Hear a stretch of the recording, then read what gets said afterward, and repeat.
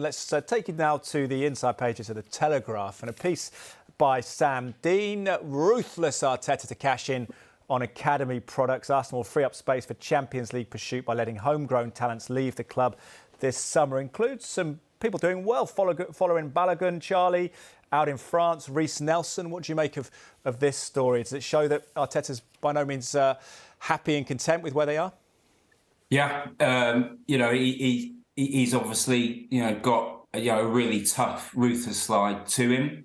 And he clearly feels that a few of these players you've mentioned there, Charlie Patino, you've got Maitland-Niles, and even Emile Smith-Rowe, who's played a big part last season. I think all their futures are certainly in doubt because they need to be moved on potentially, and players who can really cut it at the Champions League level. So Arteta feels that some of those players simply won't be able to make that step up. So I think it's a sensible decision, but it's obviously going to be a really tough one as well. Yeah, it's interesting, Martin, that Sam Dean in this piece references Emile Smith-Rowe in particular, saying he's been fit for the second half of the season, but not featuring, but points out that without Smith-Rowe changed the course of Arteta's tenure with his performances in the winter of 2021. It says that Arsenal and their manager would not be where they are today. Does it show that there's no loyalty in football, but perhaps shows that Arsenal are on an upward trajectory where the calibre of player must always improve?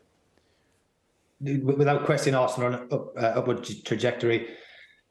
Arteta has standards that match Guardiola. That's where he wants to take a football club.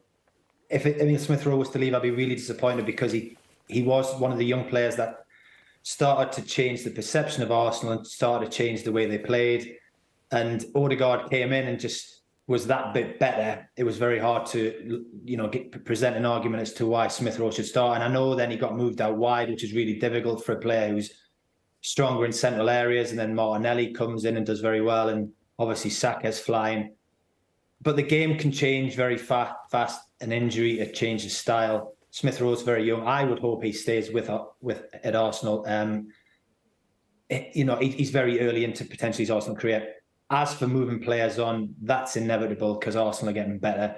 I guess they're not going to do it to the same level that Chelsea did, but creating good players and selling them as part of one of the financial requirements of a team that wants to do well. It will help you with FFP if you can create good players that you can sell on.